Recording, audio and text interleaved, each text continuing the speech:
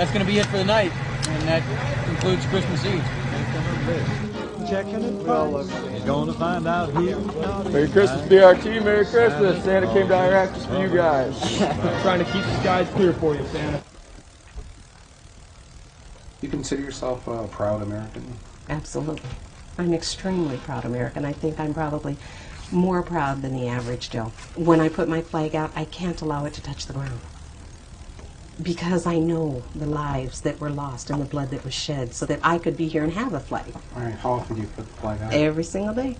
Every single day. I started when my daughter was in Desert Storm. I had the same flag flying on my front porch and the same yellow ribbons, praying and hoping every single day that my child would come home safe and that everybody's child would come home safe. And she did. And she did. You have other family members that have been in the military? Absolutely. Uncles, aunts, cousins, brothers, father. A very strong military. Very strong. Family. My family is what I consider part of the backbone of America. It's families like mine, and it's not just my family. There's hundreds of families, millions of families out here that this country was founded on their backs. I have been known to be a conservative Democrat. Yeah. That's what you consider yourself, yeah. Yeah. Yeah, it's a great country. It's a great country. It's a great country. The cross that I choose to wear, if you notice, it's a multicultural, a multicolor cross.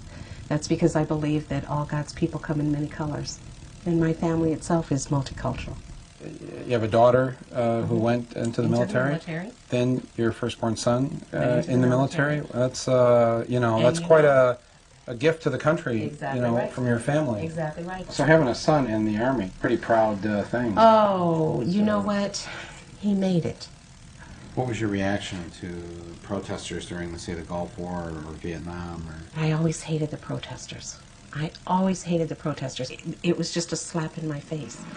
It was just like they were dishonoring my son. And I burned in my soul to tell them, you don't understand. They're not there because they want to be there. But then I came to understand that they weren't protesting the men and the women that were there. They were protesting the concept of the war. I know I'm a soldier and I'm here to do a job, and I've been a soldier for a while.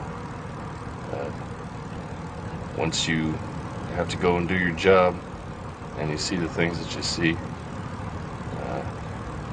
I was saying there's some disillusionment in that. Lieutenant Commander fully expects us to be attacked in some type of way before we get to Park Hill. I know that so far it's been pretty calm, not much has happened, but be aware that it can and it probably will.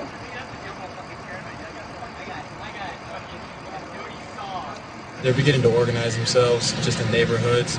The kids get together a lot. Well, I can't say kids, but guys about 17, 18 are starting to come together. And they hate us, just why I'm not really sure. Immoral behavior breeds immoral behavior. When a president commits the immoral act of sending otherwise good kids to war based on a lie, this is what you get. Hey, is it ticklish? Yes, you do. Don't tell me you don't know what it is.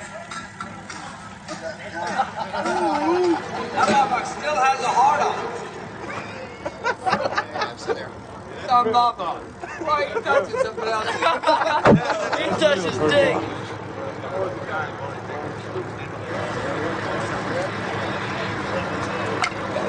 To have these people shoot at us, kill us, blow us up, whatever means they can, and I don't understand it. We're trying to help these people, and it seems they don't want our help. Get out of here. But the minute something goes wrong with them, oh, why weren't you here? Why didn't you do this? You know, I hate this country. You know, I feel that a part of your soul is destroyed and taking another life. And yeah, that statement is very true. You cannot kill someone without killing a part of yourself. If you get called up, you go back to Iraq? No. You're not? No. What repercussions do you face if you don't? Possible jail time. That's one possible thing. Are you willing to risk that? Yes. Yes, I will not let my person, I will not let anyone send me back over there to kill other poor people, especially when they pose no threat to me and my country. I won't do it. This is an impressive crowd, the haves and the have-mores. Some people call you the elite. I call you my base.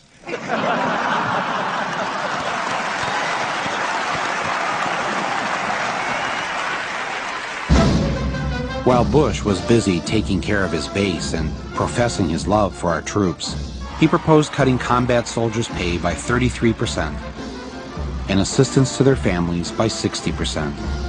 He opposed giving veterans $1 billion more in health care benefits, and he supported closing veteran hospitals. He tried to double the prescription drug costs for veterans and opposed full benefits for part-time reservists. And when Staff Sergeant Brett Petrikin from Flint was killed in Iraq on May 26th, the Army sent his last paycheck to his family, but they docked him for the last 5 days of the month that he didn't work because he was dead. They say they're not going to leave any veteran behind, but they're leaving all kinds of veterans behind. To say that we're forgotten, no, but I know we're not forgotten, but missed, yes. Yes, you know, there's a lot of soldiers that have been missed. You know, they've been skipped over, that didn't get the proper coverage that they deserve. They have a death toll, but they're not showing the amount of people that's being injured or being amputated because of the injuries, you know. Like, I still feel like I have hands. Yeah. And the pain is like my hands are being crushed in a vice. But they do a lot to help it, and they take a lot of the edge off of it, and it makes it a lot more tolerable. And I was injured in late April on patrol in Baghdad. A couple of guys come out and ambushed us. I got nerve damage and stuff like that. I've got a lot of pain. I'm constantly in pain.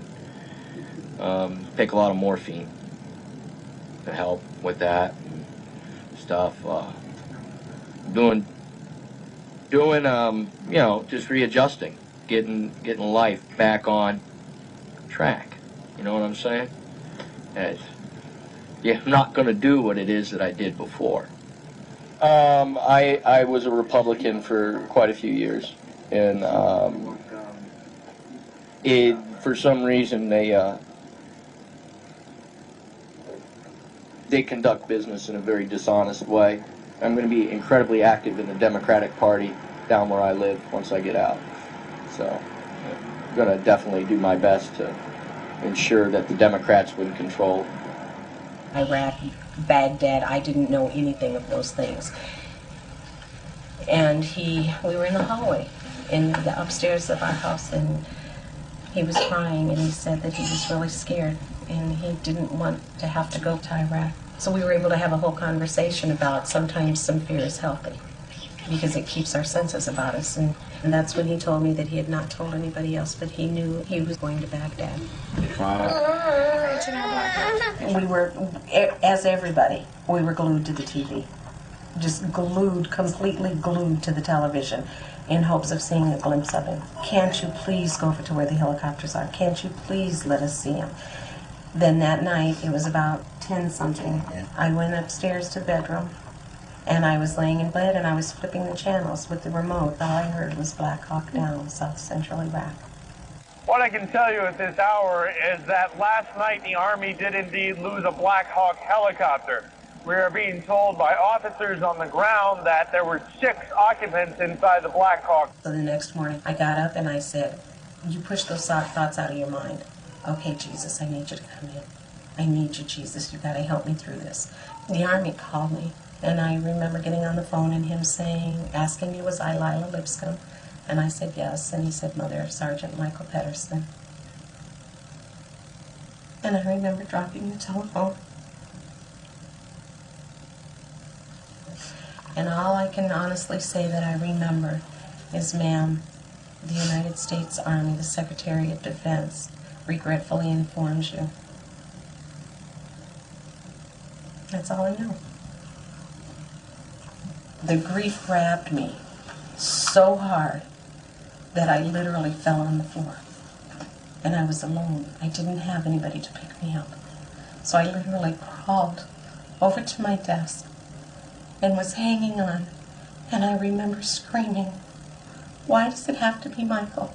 Why did you have to take my son? Why is it my son that you had to take? He didn't do anything. He wasn't a bad guy. He was a good guy. Why did you have to take my son?" I can't imagine what it would be like to lose a son or a daughter or a husband or a wife, for that matter, and it pains me. You had his last letter? And it was mailed March 16th, but I didn't get it until probably a week before he was killed. "Hello. Hey, Mama. Well, sorry I haven't been able to call. They took the phone 7 days ago. I got the letter and box."